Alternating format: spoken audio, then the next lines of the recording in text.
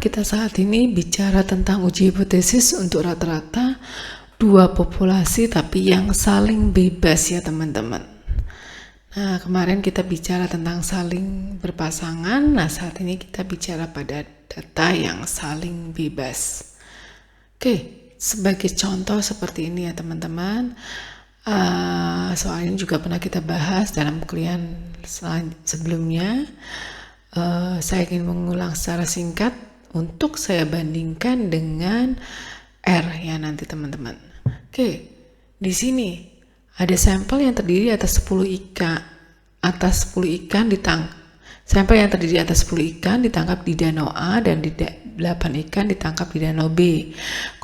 Konsentrasi PCB atau zat kimia yang mencemari danau diukur dengan teknik tertentu dari sampel ikan yang tertangkap tersebut. Hasil pengukuran dalam mikromili adalah sebagai berikut, ya ini kolom pertama adalah danau A, kolom kedua adalah danau B. Uji dengan tingkat signifikasi 10%, apakah kedua danau mempunyai tingkat pencemaran yang sama. Nah, untuk uji hipotesis seperti ini, walaupun di sini ujinya adalah uji rata-rata yang ditanyakan, tapi teman-teman juga perlu menguji tentang uji normalitas dulu ya teman-teman. Nah, dalam uji normalitas, teman-teman juga harus yang diuji yang mana? Yang diuji dalam uji normalitas adalah danau A-nya sendiri, kemudian danau B-nya juga sendiri. Jadi ada dua uji normalitas, yaitu danau A dan danau B. Oke, sebelumnya kita akan bahas tentang uji normalitas untuk danau A. Hipotesanya seperti ini, H0-nya populasi berdistribusi normal, H1-nya populasi tidak berdistribusi normal. Tingkat signifikasinya ini 10%, jadi di sini 0,1. Kemudian saska penguji D-nya adalah ini ya teman-teman. Kemudian dengan tabel Kolmogorov-Smirnov Anda didapat di tabelnya adalah 0,368. Jadi H0 ditolak jika dihitungnya lebih besar dari 0,368. Dengan cara yang sama yang seperti sebelumnya dalam video, teman-teman akan mencari A1, ini kolom A1 dan kolom A2. Dari kolom A1 dan A2 ini yang dihasilkan dicari nilai maksimumnya. Nah, kemudian yang maksimum adalah yang saya arsir biru ini. Nah, ini adalah dihitungnya. Jadi kesimpulannya karena D hitungnya sama dengan 0,1541 dan itu lebih kecil dari 0,368, maka H0-nya diterima. Ini berarti populasi data pencemaran di danau A berdistribusi normal. Kemudian langkah selanjutnya adalah menguji hipotesis danau B. Uji normalitas danau B sama seperti sebelumnya, hipotesanya ini, tingkat signifikasi ini, saska pengujinya seperti ini.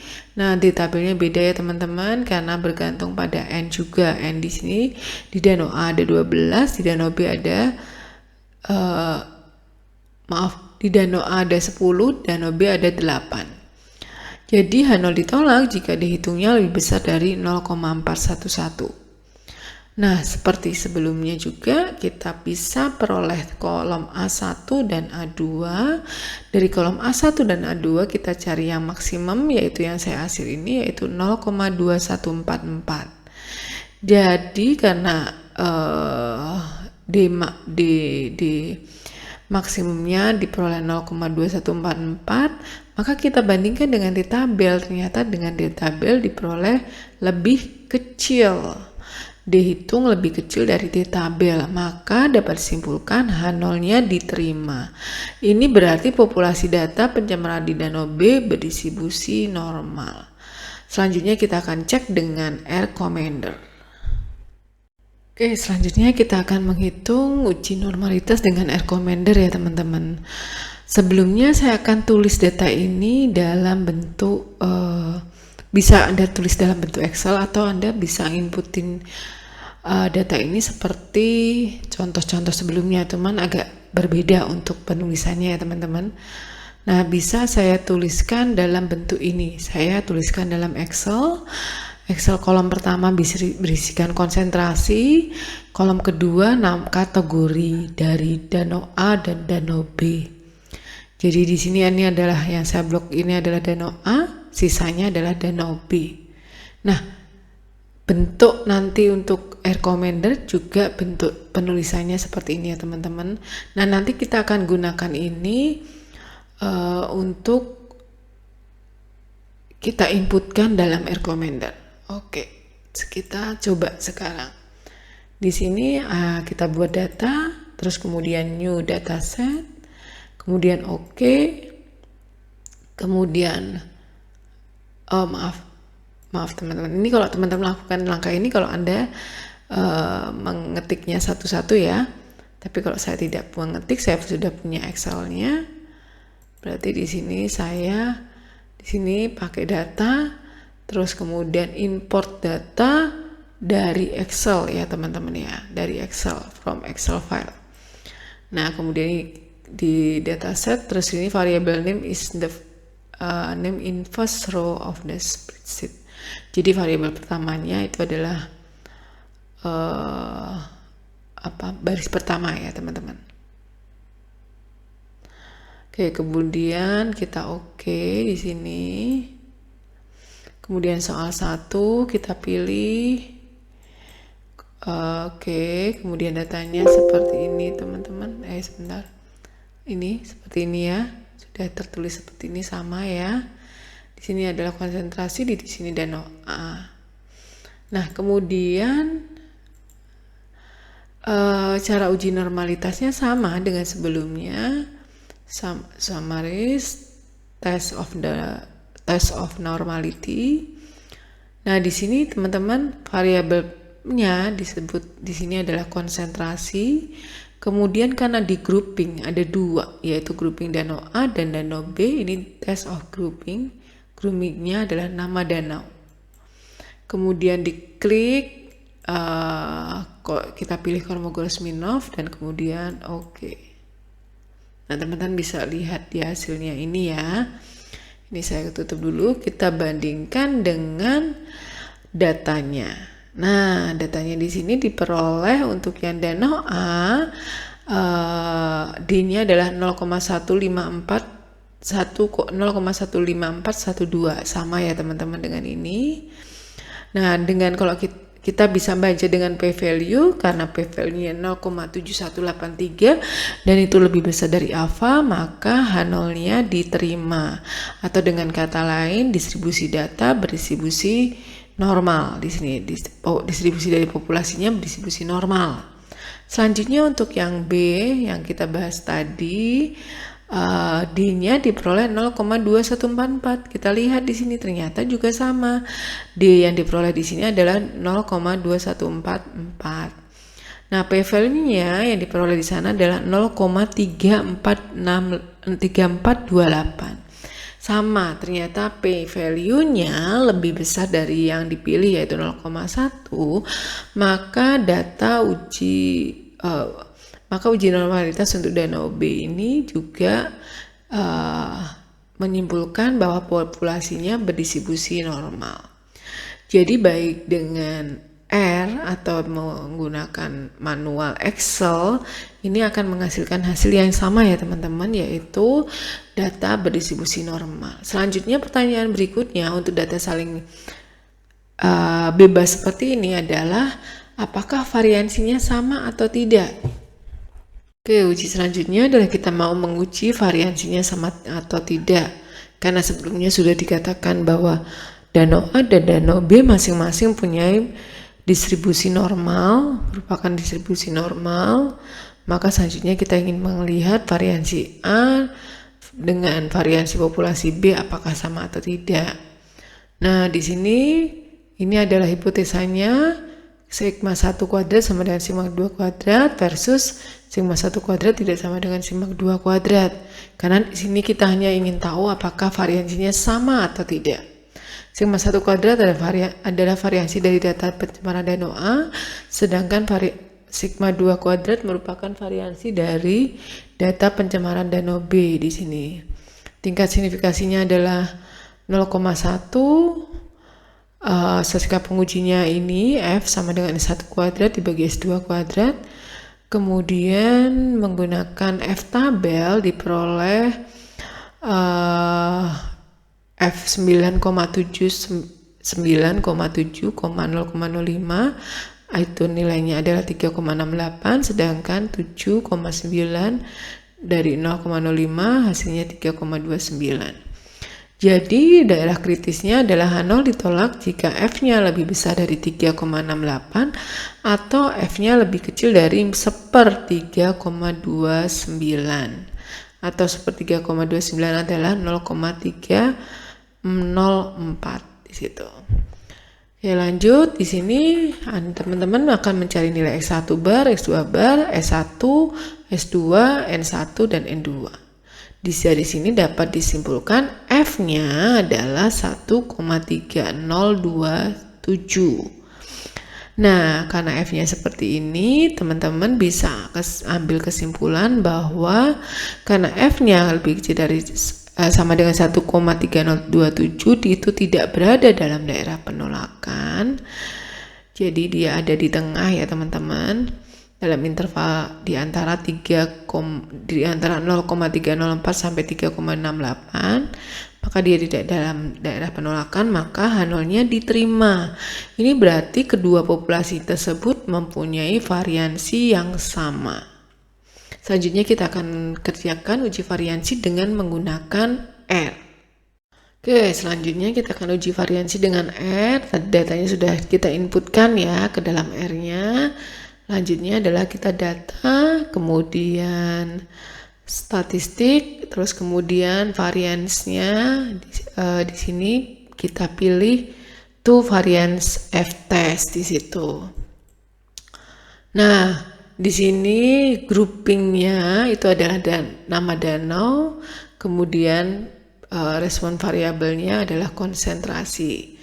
Opsinya berarti kan di sini dua sisi ya teman-teman, jadi tetap dua sisi. Interval kepercayaannya kita tulis sesuai dengan alfanya. Di sini 0,1 berarti di sini 0,9. Kemudian oke, kita lihat di sini F hitungnya diperoleh 1,3027 sama ya teman-teman dengan manualnya. Kemudian derajat bebasnya 9 itu diperoleh dari apa?